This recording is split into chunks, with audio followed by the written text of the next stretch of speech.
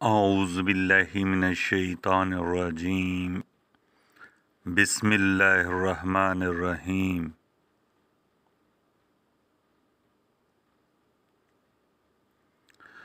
عبداللہ بن مسعود رضی اللہ تعالیٰ عنہ کہتے ہیں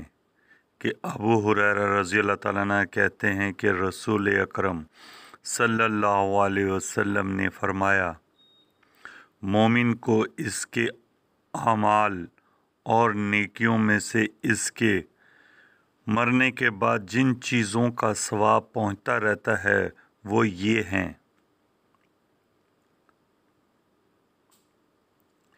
علم وہ جو اس نے سکھایا اور پھیلایا، نیک اور صالح اولاد جو چھوڑ کر گیا، وراثت میں قرآن مجید چھوڑ کر گیا، کوئی مسجد بنا گیا یا مسافروں کے لیے کوئی مسافر خانہ بنوا دیا ہو، یا کوئی نہر جاری کر گیا، یا زندگی اور صحت و تندرستی کی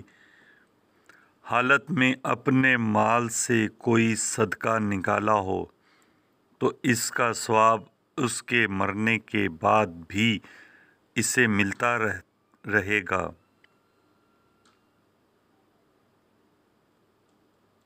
نبی اکرم صلی اللہ علیہ وسلم نے فرمایا، دین کی حق بات کہنے اور سننے کی اللہ توفیق دے، مسلمانوں کی مغفرت فرمائے، ہماری اور سب مسلمانوں کی مغفرت فرمائے، برکتیں، فضل، رحمتیں نازل فرمائے، اسے آگے پہنچانے اور سننے سب کو اللہ پاک برکتیں عطا فرمائے۔